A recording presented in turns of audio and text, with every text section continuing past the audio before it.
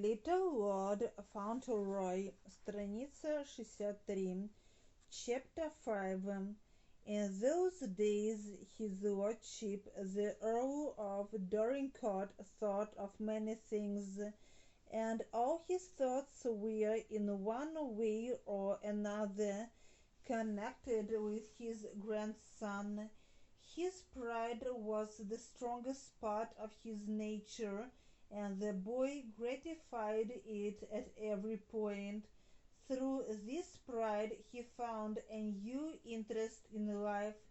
He was pleased to show, страница 64, his heir to the world. This new Lord Fauntleroy could disappoint no one.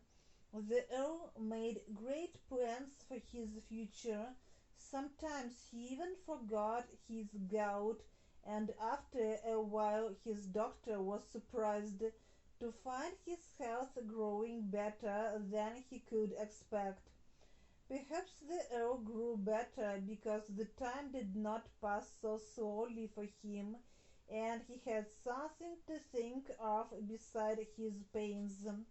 One fine morning people were amazed to see little Lord Fauntleroy riding his brown pony with a new companion. It was the Earl himself who rode a tall, powerful grey horse. In their rides together through the green lanes and pretty country roads, the two riders became more intimate than ever, and gradually the old man heard a lot about Mummy and her life. It was Fauntleroy who talked the most. The Earl often was silent, listening and watching the joyous face of his grandson. Fauntleroy always felt that he and his grandfather were very good friends indeed. The Earl discovered that his son's wife did not lead an idle life. He learned that the poor people knew her very well indeed. When there was sickness or sorrow or poverty in any house, the little brougham often stood before the door. She says she feels so rich now that she wants to help the poor, said Fauntleroy once, страница 65.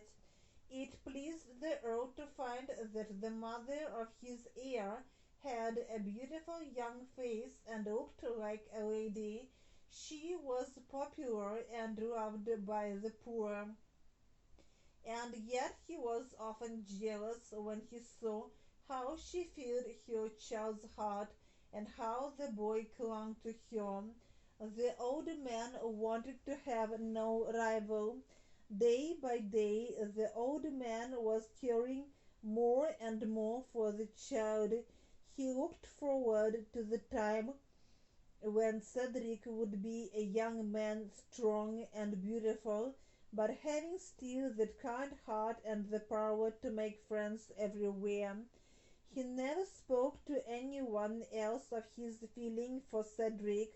When he spoke of him to others, it was always with the same grim smile. But Fauntleroy soon knew that his grandfather loved him and always liked him to be near. One day the Earl asked, "Is there anything you want, anything you have not?" "Only one thing," the boy answered wistfully. "What is that?" asked the Earl. Fauntleroy was silent a second. "It is Mummy," he said. "But you see her almost every day. Isn't that enough?" "I used to see her all the time," said Fauntleroy. "She used to kiss me when I went to sleep at night, and in the morning she was always there, and we could tell each other things without waiting." Страница 66. "Do you never forget about your mother?" "No, never, and she never forgets about me." When the boy spoke so of his mother, the old man felt even more jealous because of his increasing affection for the boy. One evening there was a grand dinner party at Dorincourt. The prime reason for the great dinner party was the Earl's secret desire to show the world his grandson and heir, and when the time came he was on view. Everyone had something to say to him. The fact was, the guests wished to make him talk. The ladies petted him and asked him questions, and the men asked him questions too, and joked with him. Fauntleroy did not quite understand why they laughed so sometimes when he answered them, but he did not mind. He thought the whole evening delightful. The magnificent rooms were so brilliant with lights, there were so many flowers, the gentlemen seemed so cheerful, and the ladies wore such beautiful, wonderful dresses, and such sparkling ornaments in their hair and on their necks. Mr. Havisham was expected to arrive in the afternoon, but he was late. It was very strange. When he arrived, the Earl looked at him with amazement.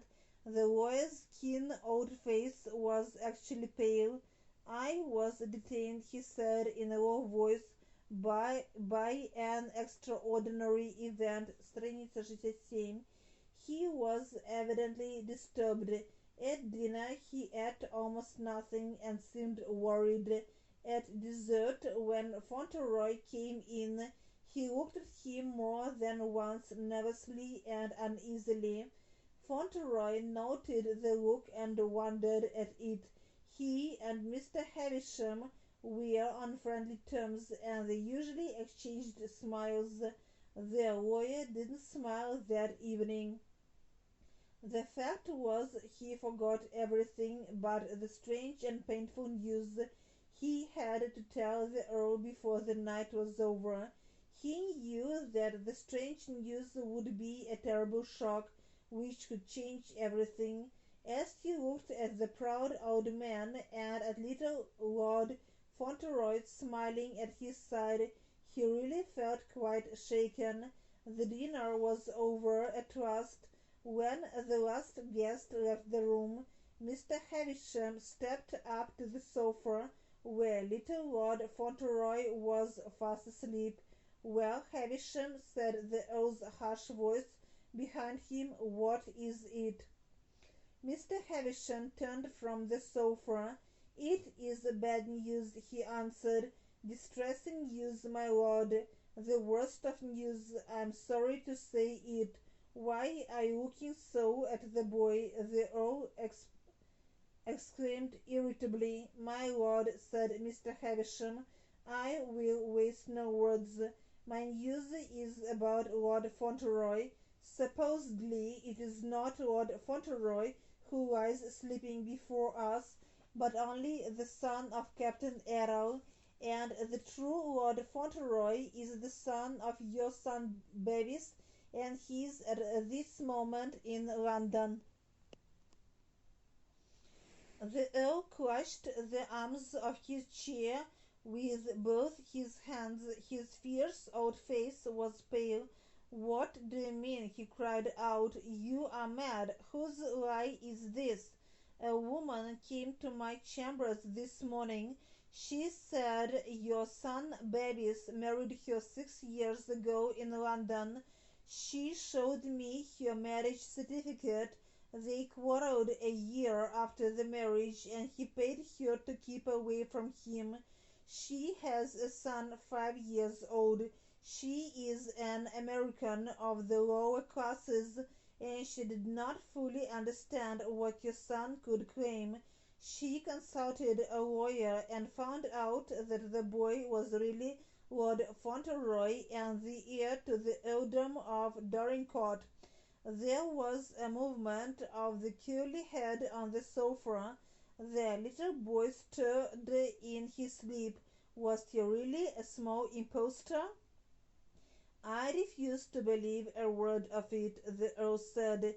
It is quite like Bevis. He was always a disgrace to us, always a weak, untruthful, vicious young brute with low teeth.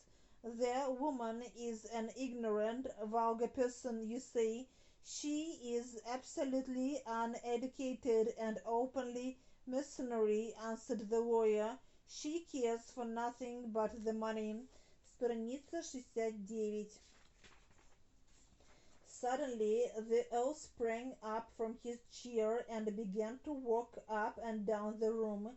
His rage and hatred and cruel disappointment shook him as a storm shakes a tree, but he never forgot the little sleeping figure on the sofa, and never spoke loud enough to awaken the boy. My sons were a disgrace to me from their first hour, he said. I hated them both, and they hated me. Bevis was the worst of the two. I will not believe this. I will contend against it to the last. And then he asked questions about the woman, about her proofs, and turned first white and then purple in his fury. Mr. Havisham looked at him with a feeling of anxiety. He looked broken and tired. The Earl came slowly back to the sofa at last and stood near it. I always detested children, my own more than the rest, he said in a harsh, low voice with a bitter smile. Now I'm fond of this one and he's fond of me. He always trusted me. He could be an honor to the name, I know that. He bent down and stood a minute or so looking at the happy sleeping face. Then he turned away and rang the bell. When the footman appeared he pointed to the sofa. Take, he said, and then his voice changed a little. Take Lord Fauntleroy to his room. Helpful words and notes in one way or another, так или иначе, looked forward to, с нетерпением ждал, was on view, был явлен миру. He did not mind, не обращал внимания, was fast asleep, крепко спал. It is quite like Bevis. Это так похоже на Бевиса. He could be an honor to the name. Он мог бы прославить наше имя. Also или около того.